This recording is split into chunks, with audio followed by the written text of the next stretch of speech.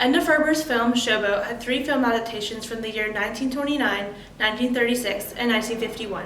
Thankfully, none of these films were lost, but this doesn't necessarily mean that Edna Ferber's story and meaning weren't lost in the adaptations as well. In the 1951 adaptation, the director George Sidney had cast a white woman, Ava Gardner, to play a black character, revealing the desire for the clout of a big-name celebrity on the movie poster. Taking place in Chicago, then in New York, then finally at the Mississippi River, the plot focuses on an interracial couple running from a state law prohibiting their relationship and the discrimination they face. This adaptation in particular glosses over some of the more focal messages of the original novel, while the 1936 adaptation directed by James Whale is more accurate and less criticized. The films contain issues with gambling, alcoholism, racism, and especially discrimination which paralleled Ferber's own life. She had faced anti-Semitism growing up, and just as the protagonist in the story, Magnolia, was close with her daughter, Ferber was just as close with her own mother. Both the 1936 and 1951 films were very popular and profitable, and the quality of the film itself was advanced. The illuminating technology of Technicolor provided highly saturated colors to engage the audience. Also notable was the camera work in the 1936 adaptation. The camera moved with the actors to create smooth scenes, as well as the use of varying camera angles such as shot reverse shot. Another Edna Ferber book turned film adaptation is the 1953 film So Big, directed by Robert Wise, which is based off of Edna Ferber's novel entitled with the same name. In fact, this is one of Ferber's more acclaimed works, winning the novel a Pulitzer Prize. Additionally, another film adaptation of this novel was made into a 1932 film. Unfortunately, both films are considered lost today and cannot be found in completion with any archives or on the internet.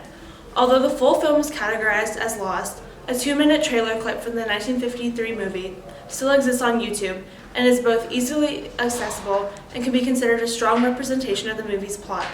In addition, the screenwriter for this adaptation, John Twist, took careful attention to maintain the book's integrity by emphasizing the themes that Edna Ferber had portrayed within her original novel. Starring Jay Wyman as Selena, Sterling Hayden as Purvis DeJong, and Walter Coy as Rolf Poole, the 1953 black and white drama surrounds the main character, Selena, who is born into the luxury of Chicago. But when her father dies, Selena is left penniless and takes a job teaching in a small Dutch farming community near Chicago. After marrying Purvis DeJong, Selena encourages her son Dirk to pursue an artistic future. However, when Dirk chooses a life pursuing money, Selena looks towards her surrogate son Rolf, who grows up to be a famous composer. Selena's son Dirk was nicknamed So Big, but after accepting a job in sales, his mother no longer used the nickname. She eventually reverts to calling him So Big once again, after telling him that there is hope for him to pursue his artistic dreams. Ferber's work, as well as the movie adaptations, tend to follow several similar themes of a strong female lead, the importance of love and creativity, and highlight the unnecessary need for materialistic things. Specifically in So Big, the theme of women's empowerment is not only one of the forefront topics in the film, but can also be seen within the film's trailer, in which the main titles read, "Her love lightened the dark corners of a strange man's heart. Her strength left its mark on a great man's life. And her courage molded a boy into a man of destiny."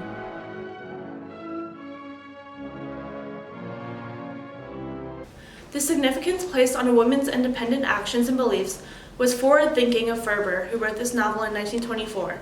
Yet, for the timing of the movie release on October 31st, 1953, the topic is more prevalent than ever.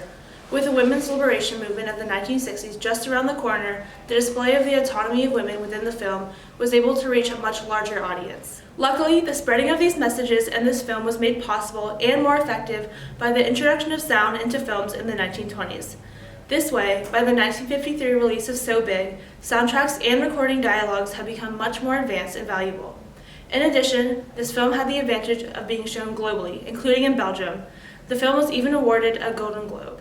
Overall, Edna Ferber's stories reflect her own life experiences and beliefs. She valued women's empowerment, which is highlighted in the feminist themes in So Big. The anti-Semitism she faced paralleled the discrimination and prejudice faced by the characters in Showboat. It is evident that Ferber wrote on common themes prevalent in her time era. Although So Big was a lost film, it became very popular and gave her a name in the film industry, and was a precursor to releasing the novel Showboat. Despite the lost meaning within the film adaptation of Showboat and the lost film was So Big, Edna Ferber's legacy lives on through these film adaptations and through modern preservations of her work.